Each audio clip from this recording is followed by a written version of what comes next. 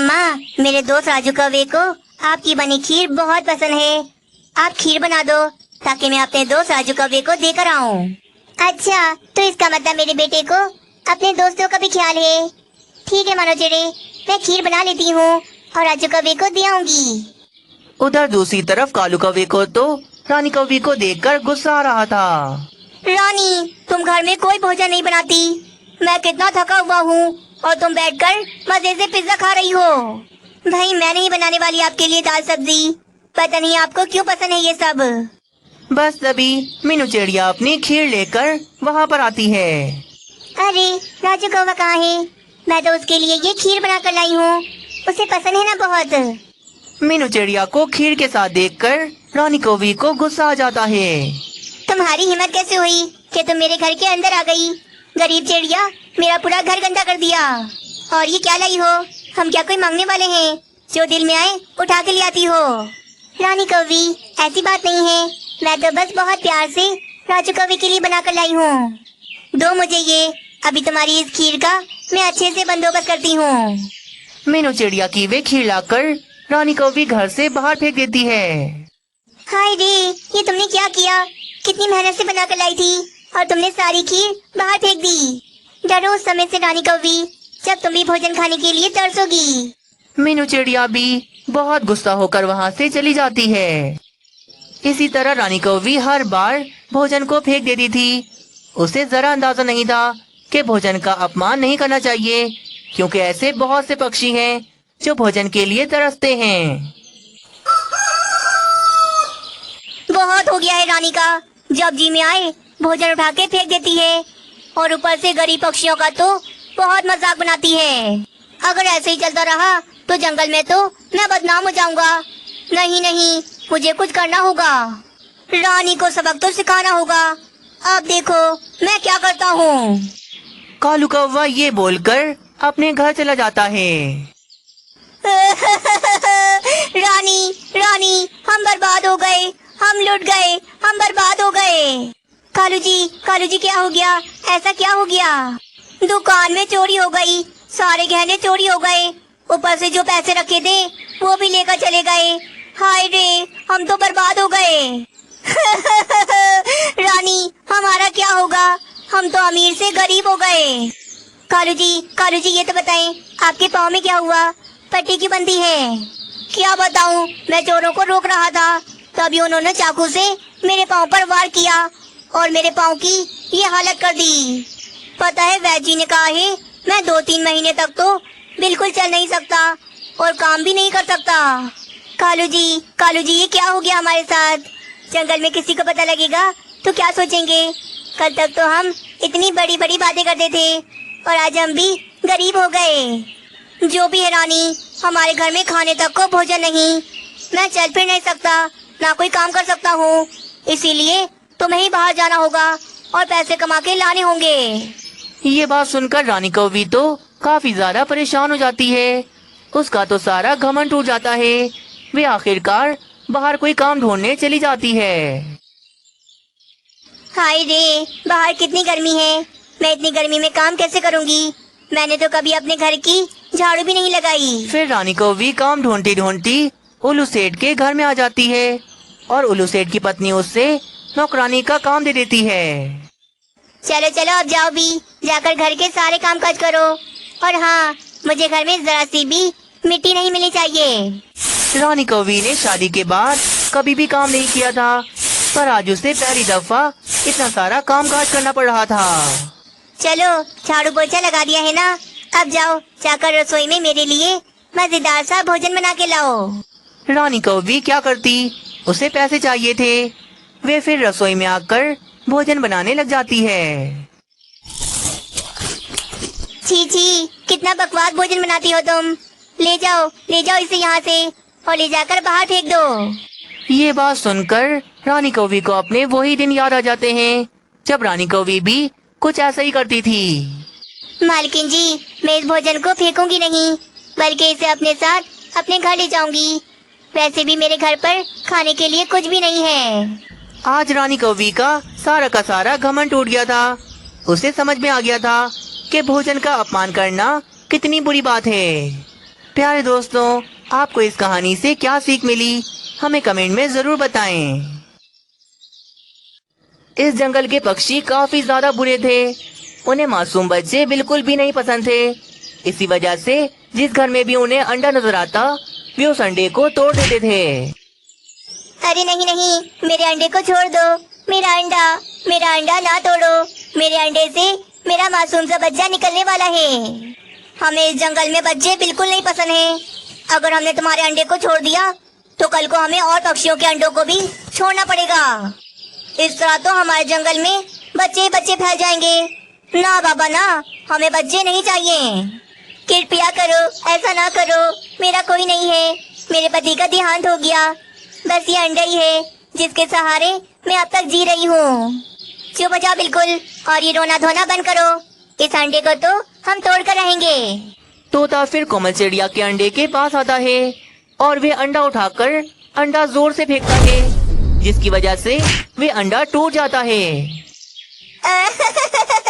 मेरा अंडा तोड़ दिया। अब मैं अकेली कैसे रहूंगी? मेरे जीने का सहारा मेरा ये अंडा था। जालिम पक्षियों को बिल्कुल भी कोमल चिड़िया पर तरस नहीं आता। खिड़की से ये सब कुछ मीनू चिड़िया भी देख रही थी। हाय रे, मैं तो इस जंगल को हरा भरा देखकर यहाँ पर रहने आई थी, परंतु इस जंगल के पक्षी तो बहुत जालिम हैं। कितनी बेदर्दी से बेचारी कोमल चिड़िया का अंडा इसके सामने तोड़ दिया। जंगल में किसी पक्षी के बच्चे ना थे, क्योंकि वे अपना अंडा अपने हाथों से तोड़ देते थे। इसी वजह से जंगल की आबादी भी काफी ज्यादा कम थी। ये सब कुछ देखकर मीनू चिड़िया परेशान होकर अपने घर चली जाती है। सोनू चिड़ी, अनर्थ हो गया। ये जंगल वैसा नहीं जैसा हम समझ रहे थे। इस जंगल के पक्षी बहुत ज्यादा जालिम हैं। अरे मीनू चिड़िया, ऐसा भी क्या हो गया? तुम इतना क्यों डरी हुई हो? सोनू चिड़ी, मैं अभी देख कर आ रही हूँ। एक चिड़िया ने अपना अंडा दिया हुआ था। उसके पति का देहांत हो गया। उसके पास उसके अंडे के अलावा और कुछ ना था, और उसके घर में जंगल के सारे पक्षी घुस गए और उसका अंडा उठाकर जमीन पर मारकर तोड़ दिया। क्या? उसका अंडा तोड़ दिया? पर ऐसा क्यों? जरूर उस चिड़िया ने ऐसा कुछ किया होगा।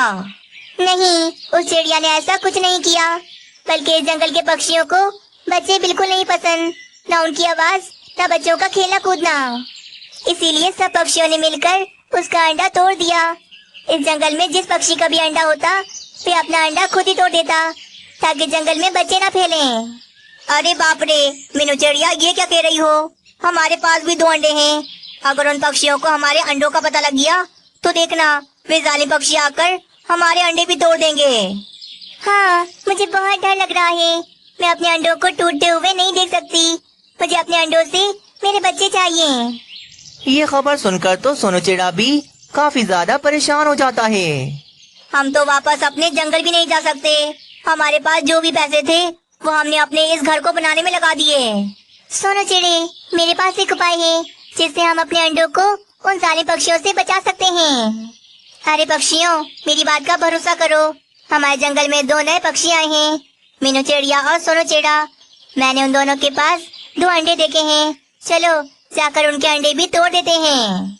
हाँ, चलो चलो, मीनू चिड़िया के अंडे भी तोड़ देते हैं, वरना अगर अंडों से बच्चे निकल आए तो बच्चों को मारना तो बहुत मुश्किल हो जाएगा।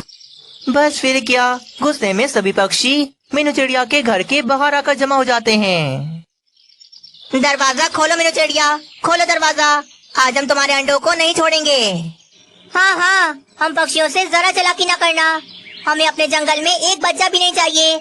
आज एक बच्चा होगा तो कल को जंगल में बच्चे ही बच्चे होंगे। दरवाजा खोलो मीनू चिड़िया, वरना पत्थर मार मार कर तुम्हारा ये दरवाजा तोड़ देंगे। तभी सोनू चिड़ा और मीनू चिड़िया दरवाजा खोलकर बाहर आते हैं। क्या हो गया है तुम सबको? हमारी शादी अभी नई हुई है। हमारे पास एक भी अंडा नहीं है। झूठ ना बोलो, मैंने तुम्हारे घर की खिड़की से देखा था। तुम्हारे घर में 2 अंडे रखे हुए थे। कैसी बातें कर रही हो? अगर विश्वास नहीं है तो जाओ, जाकर हमारे घर की तलाशी ले लो। अब तो सारे पक्षी मीनू चिड़िया के घर में घुस जाते हैं और उनके अंडों को ढूंढने लगते हैं। लगता है बुलबुल, तुम्हें कोई गलत फहमी हुई है। यहाँ तो एक भी अंडा नहीं है। चलो यहाँ से। तुम भी ना बुलबुल, बिला वजह हमारा समय जाया किया। मीनू चिड़िया और सोनू चिड़े को भी परेशान कर दिया। पता नहीं यार, मैंने तो देखे थे अंडे, ना जाने कहाँ चले गए। बस फिर सारे पक्षी वापस चले जाते हैं। उफ, कितने चालाक, कितने जालिम पक्षी हैं इस जंगल के। मुझे तो डर लग रहा है कि कहीं ये पक्षी मेरे अंडे ना तोड़ दें। नहीं नहीं मीनू चिड़िया, हमारे अंडों को कुछ भी नहीं होगा, तुम चिंता ना करो। मेरे पास एक उपाय है, इस तरह हम अपने अंडों को उन जालिम पक्षियों से बचा सकते हैं। जल्दी जल्दी खड्डा खोदें और अंडों को छुपाएं, कहीं कोई पक्षी ना आ जाए। सोनू चिड़ा उन दोनों अंडों को जमीन में दबाकर ऊपर से मिट्टी डाल देता है। बस अब हमारे अंडों को कोई नहीं ढूंढ सकेगा। वाकई में यार मीनू चिड़िया, तुम्हारे बढ़िया उपाय की वजह से हमारे अंडे बच गए, वरना आज वे जालिम पक्षी हमारे अंडों को तोड़ ही देते। इसी तरह फिर 2 दिन गुजर जाते हैं।